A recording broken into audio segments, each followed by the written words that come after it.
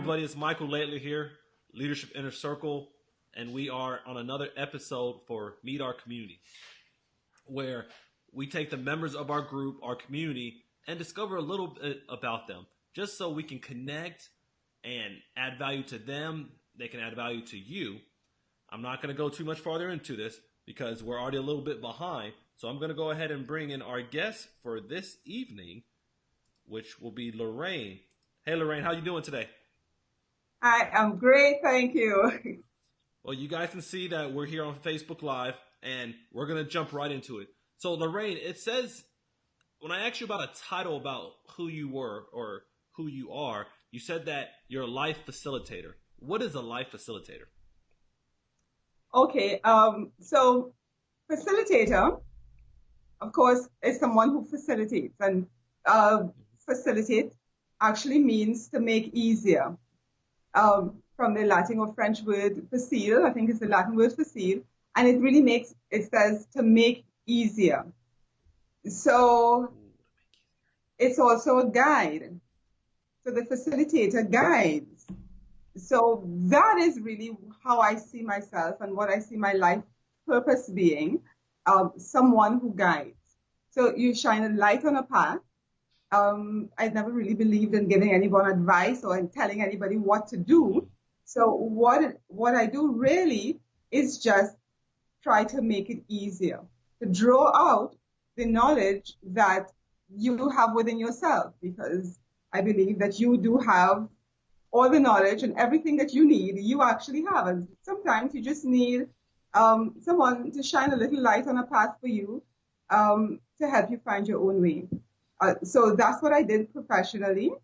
And then I discovered, even while I was facilitating, because one of the things I did also was to teach how to facilitate. And so I found within myself uh, that I was indeed a facilitator. So I facilitated, which was my job, and then I discovered that I was indeed a facilitator myself. So, what makes you passionate about this facilitation?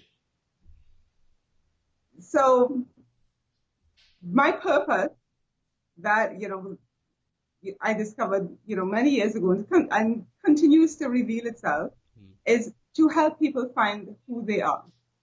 You see, for anyone who's ever received an email from me, they'll see a word on my email, like it's espargo, the word I discovered some many years ago.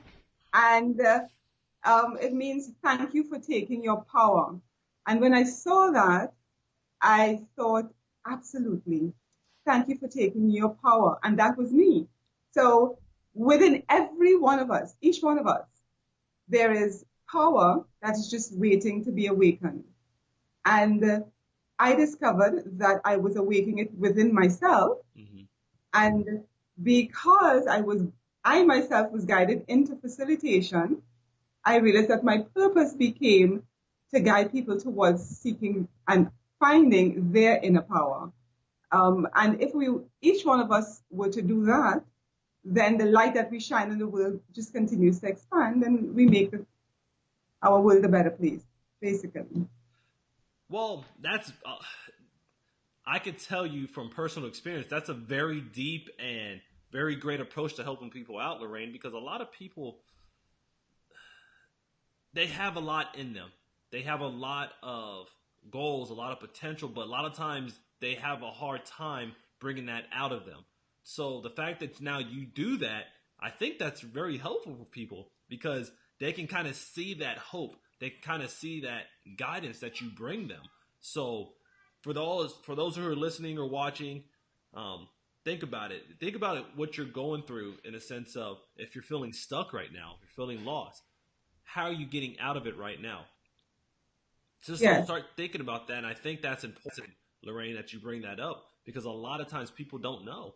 They don't know what their potential is because they've never had anybody, like you said, in your emails where you enlighten people right there and then.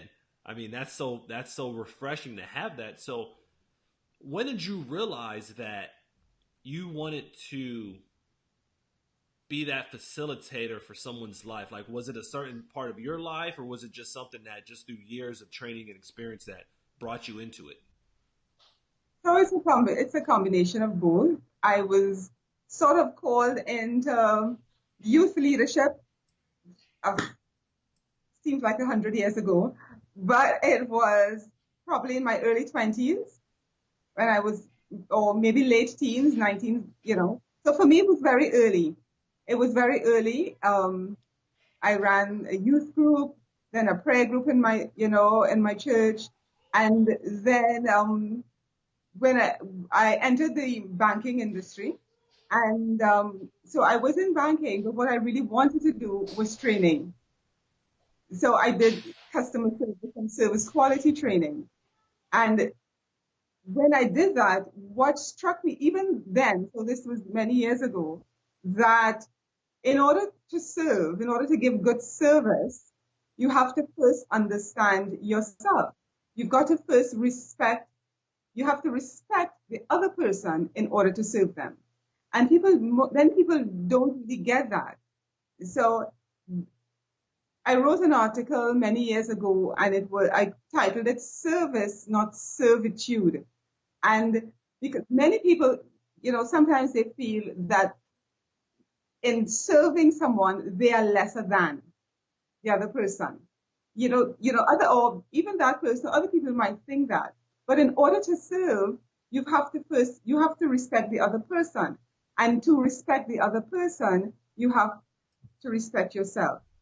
So for me, when it came to teaching service, I realized that in order to give good service, you have to view yourself in a particular light first. And that respect for the other person can only come if you feel a certain way about yourself. So that was a bit of a revelation for me in those early days. So that whenever I taught customer service, it was always focused not on what I do for the other person, but what I did for myself. So you look, because it's only if you're very well grounded in yourself that you realize when the customer is mean and angry and mad in front of you, that person is not angry at you.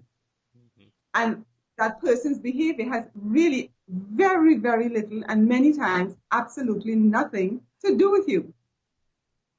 But for you to realize that and to accept that, that has to come from a place deep within yourself, so that you then don't take it personally.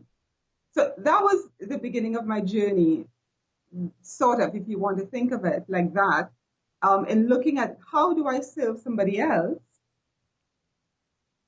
and how am I able to do that, and that I'm only able to do that if I am comfortable with who I am within myself. And sorry, yeah, I had an alarm go off there. Yeah. So that's really what it is. So it's looking at, in trying to deliver service. Mm-hmm. And then in around 1991, so I've always written a journal. I've always kind of kept a diary. But in 1991, I actually started what I would call a spiritual journal. So it was actually journaling, looking deeper within myself, as a source of just looking deeper within. Later, I came to describe that not just as journaling, but learning the language of my inner voice. So I had to determine what was because if you think of it, how many voices do you hear inside yourself? A lot. It seems like a lot, huh? Because you're having all these conversations. But there is a particular voice. There are two voices, the one that's in your head and the one that comes deep from deep within you. The one that's in your head tells you very often, that's sort of connected to your emotions, telling you very often, you're a failure, you're not good enough, you need to do more, you need to set more goals, so that voice pushes you.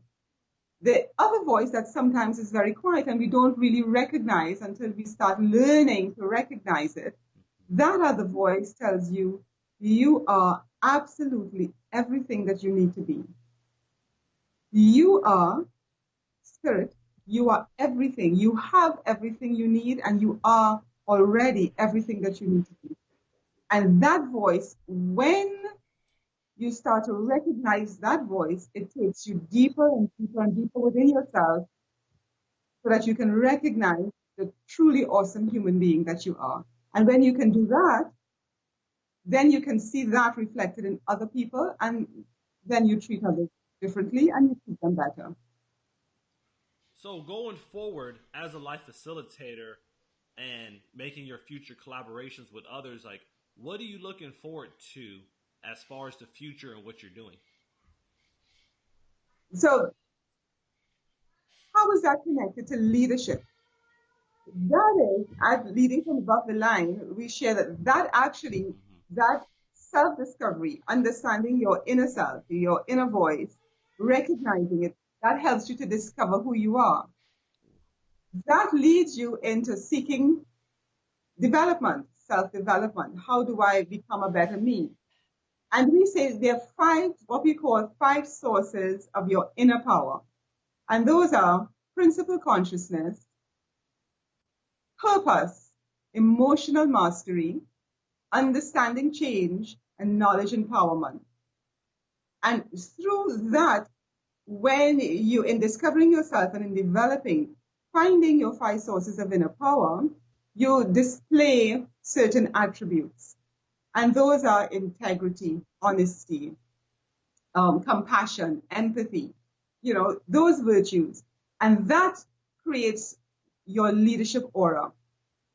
When people see that, they respect and admire you. That's why they respect and admire you. That's why they recognize your integrity. They recognize that. And then they willingly follow you. That is when you are granted leadership.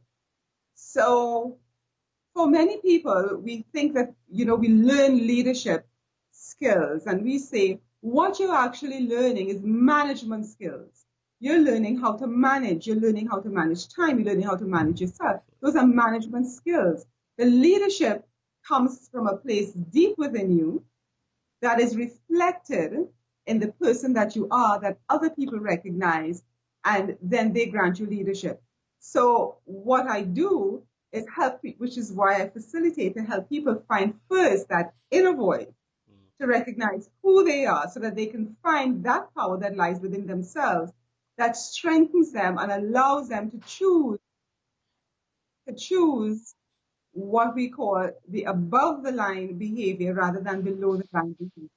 So that they choose honesty rather than dishonesty. They choose integrity. They choose compassion. And they do this consciously and unconsciously because it comes from a place that they're settled within. So the coaching, the facilitating is to facilitate along those lines, to help each individual find that within themselves. Management skills, yeah, I used to do that as well.